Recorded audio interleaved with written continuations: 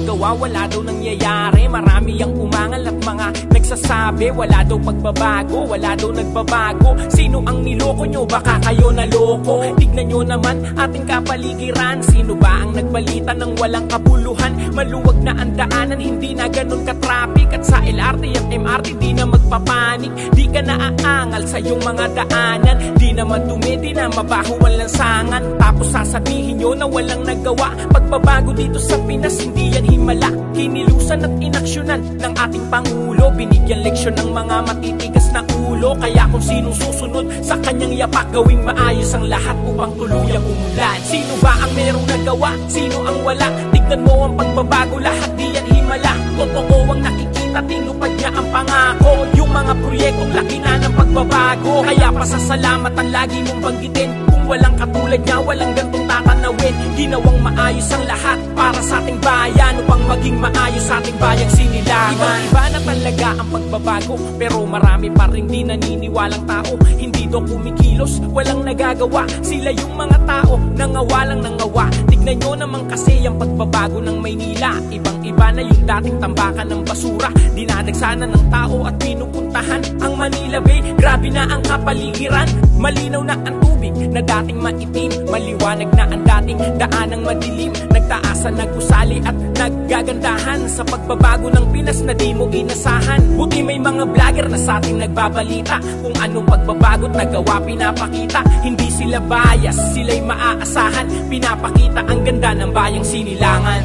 Sino ba ang merong nagawa? Sino ang wala? Tignan mo ang pagbabago, lahat di yan himala. Totoo ang nakikita, tinupad niya ang pangako. Yung mga proyektong laki na ng pagbabago. Kaya pasasalamat ang lagi mong banggitin. Kung walang katulad niya, walang gantong tatanawin. Ginawang maayos ang lahat para sa ating bayan, upang maging maayos sa ating bayang sinilangan. Sino ba ang merong nagawa? Sino ang wala? Tignan mo ang pagbabago, lahat di yan himala. Totoo ang nakikita, tinupad niya ang pangako. Yung mga proyektong laki na ng pagbabago. Kaya pasasalamat ang lagi mong banggitin. Kung walang katulad niya, walang gantong tatanawin. Ginawang maayos ang lahat para sa ating bayan, upang maging maayos sa ating bayang sinilangan. Sino ba ang merong nagawa? Sino ang wala? Tignan mo ang pagbabago, lahat di yan himala. Totoo ang nakikita, tinupad niya ang pangako. Yung mga proyektong laki na ng pagbabago. Kaya pasasalamat ang lagi mong banggitin. Kung walang katulad niya, walang gantong tatanawin. Ginawang maayos ang lahat para sa ating bayan, upang maging maayos sa ating bayang sinilangan.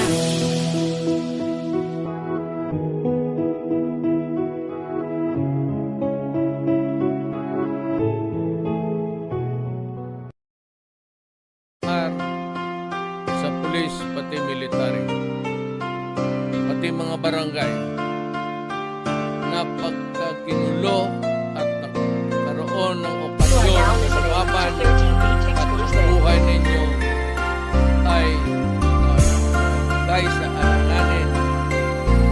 Shoot them dead. Isang mabuti at matipunot matapang na Pangulo, at handa na makipagbuno para sa kanyang grupo. Yung handa niyang saluhin problema ng buong bansa. Sa dami ng naiwan na problema'y hinarap niya. Hindi niya tinanggihan kahit anong bigat pa yan. Kahit mahirap ay patuloy niya tayong pinapasan. Hindi ininda ang bigat kahit mapagod at puyat. Lahat sasaluhin upang maging maayos ang lahat. Yung pinunong kayang magbuwis kahit anong mangyari. Sa dami ng nagawa, yun din dami niyong sinabi. Di lang puro salita at di lang siya puro banta. Handa niyang aksyonan sa abot ng kanyang magagawa. Nakakalungkot lang bakit ang dami pang bumabatikos. Di daw na aksyon si tatay at hindi daw kumikilos. Kung alam niyo lang siguro pakiramdam niya ngayon. Lahat kanyang hinarap, maging maayos lang kayo. Salamat po Tatay Digong sa lakas ng loob ninyo. Salamat dahil may isang Pangulo na katulad nyo. Di sumuko na pagsilbihan ng bawat Pilipino. At yung tapang lakas ng loob ay walang sinisino. Di ka na mabubura sa isipan naming lahat. Dahil para sa amin ikaw yung Pangulong tumatak. Kaya mahal naming Pangulo, mabuhay po kayo. Di mabubura ang katapangang pinakita mo. Wala siyang labang inurungan kahit na ano pa yan. Tubong Davao ang paninindigan niya ay malaman. Masakit magsalita, iba ang tabas ng bibig. Pero dahil doon maraming mga taong bumilib. Di mo makakaila na di mo rin siya hinangaan. Sa dami niyang nagawa at magandang nabalitaan. Kahit dami ang hadlang at ayaw sa kanyang ugali. Di siya ang dapat sisihin kung ano ang nangyari. Di nyo dapat sumbatan, wala kayong karapatan. Dahil di madali ang lahat kanya niyang pangatawanan. Hindi tayo makakabangon kung siya lang lahat kikilos. Tayo ay magtulungan, imbis na siya ay ipatiko. Sa nangyayari ngayon, ramdam niya kung ano ang hirap. Hirap na dinadanas ng bawat isang pamilya, na parang lahat tayo sa bansay nakakulong at pinipilit maayos lahat yun ni Tatay Digong. Salamat po Tatay Digong sa lakas ng loob ninyo. Salamat dahil may isang pangulo na katulad nyo. Di sumuko na pagsilbihan ng bawat Pilipino, at yung tapang lakas ng loob ay walang sinisino. Di ka na mabubura sa isipan naming lahat, dahil para sa amin ikaw yung pangulong tumatak. Kaya mahal naming Pangulo, mabuhay po kayo. Di mabubura ang katapangang pinakita mo. Sana naisip nyo man lang ngayon na sa kanyang edad, problema ng bansa at sa trabaho lagi siyang babad. Di niya lahat sinukuan yon kahit siya'y masagad, at pinipilit niyang lahat ng sinabi niya'y matupad. Gusto niya na rin na matapos to kung anong nangyayari, dahil alam niya na ang nahihirapan ay marami. Di lang kayo, pati siya ay gusto na ring sumuko, pero di maaari dahil meron siyang pangako. Pangakong siya yung tatay na magtatanggol sa ating lahat. Tatanggapin kahit masaktan mo pa siya at maiyak. Di iindahin mga sakit ng salita nyo, dahil yung tapang niya walang makakapagpabago.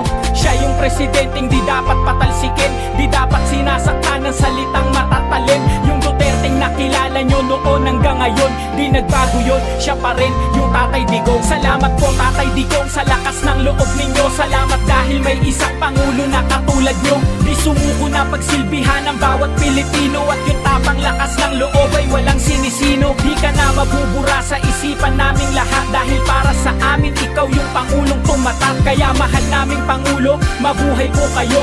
Di mabubura ang katapangang pinakita mo. Salamat po Tatay Digong sa lakas ng loob ninyo. Salamat dahil may isang pangulo na katulad nyo. Di sumuko na pagsilbihan ng bawat Pilipino, at yung tapang lakas ng loob ay walang sinisino. Di ka na mabubura sa isipan naming lahat, dahil para sa amin ikaw yung pangulong tumatak. Kaya mahal naming Pangulo, mabuhay po kayo. Di mabubura ang katapangang pinakita mo.